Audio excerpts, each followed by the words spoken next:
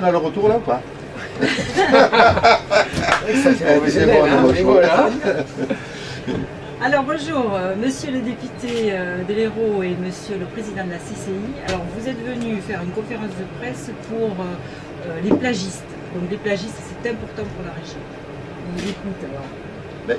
D'abord, 7e salon, 150 exposants, évidemment autour des plages, mais pas que. Il y a la totalité des professionnels, on y voit sous ce salon, tout ce qui est lié autour des sports, on y voit de la viticulture, avec du vin présenté.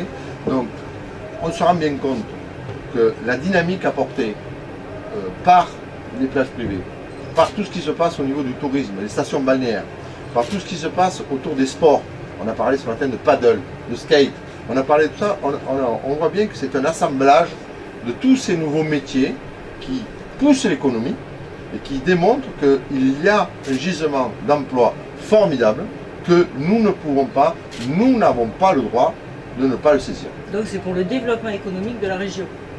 Je ne m'inscris que là-dedans. En tant que président de la Chambre de commerce, nous sommes là.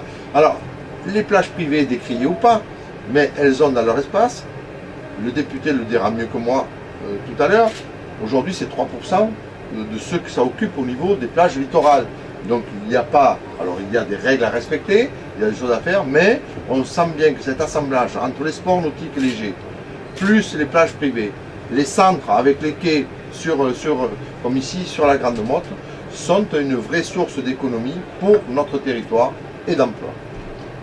Moi d'abord je suis ravi d'être à côté de mon ami Del Jarry, c'est un plaisir d'avoir un président de CCI dynamique qui connaît l'entreprise puisqu'il a créé de A à Z d'ailleurs son entreprise, ça prouve que pour connaître les réponses, il faut vivre les questions et on est tous les deux, on partage cette idée-là. Pas de réalité sociale sans de réalité économique. Donc on a la chance d'avoir une très belle région, on n'a peut-être pas de grosses industries, mais on a la mer, on a le soleil, on a la plage, on a des professionnels qui ont très envie d'avancer. Les plages privées, c'est une sacrée économie, c'est plus de 500 emplois, mais on va aller plus loin. On veut organiser, légiférer un peu mieux, le kite, le paddle, le kitesurf. Là, on a la chance d'être sur un bateau outre-mer. Sachez qu'Outre-mer est une très très belle entreprise de niveau international. Un tiers des bateaux aux États-Unis sont vendus, un tiers en Europe, un tiers en France.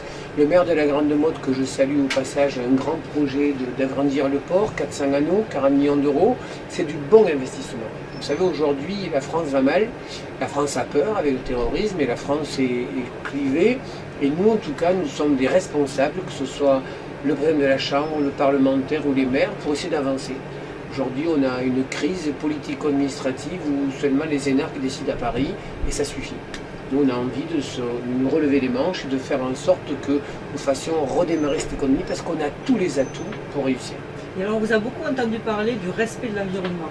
Ça c'est important. Oui, parce que les gens, aujourd'hui, il se passe qu'on dit, mais oui, mais les plages privées, ben oui, les plages privées, elles montent 6 mois, les gens respectent, les gens font attention. De toute façon, vous savez, la COP21 est un vrai succès, 160 chefs d'État, et nos gamins maintenant font attention. Nous, peut-être un peu moins pour le tri, hein, mais c'est vrai que maintenant... Encore qu'il y a des chartes qui sont en train d'être signées avec la métropole et sur la totalité des communautés de communes, tout ceci avance, que ce soit au niveau du monde de l'entreprise, que ce soit même au niveau du monde particulier.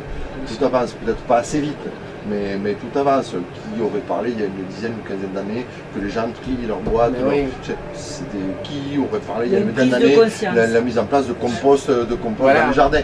Tout ça était complètement inimaginable, donc ça vient dans les esprits. Alors sûrement pas assez vite, il faut continuer à pousser.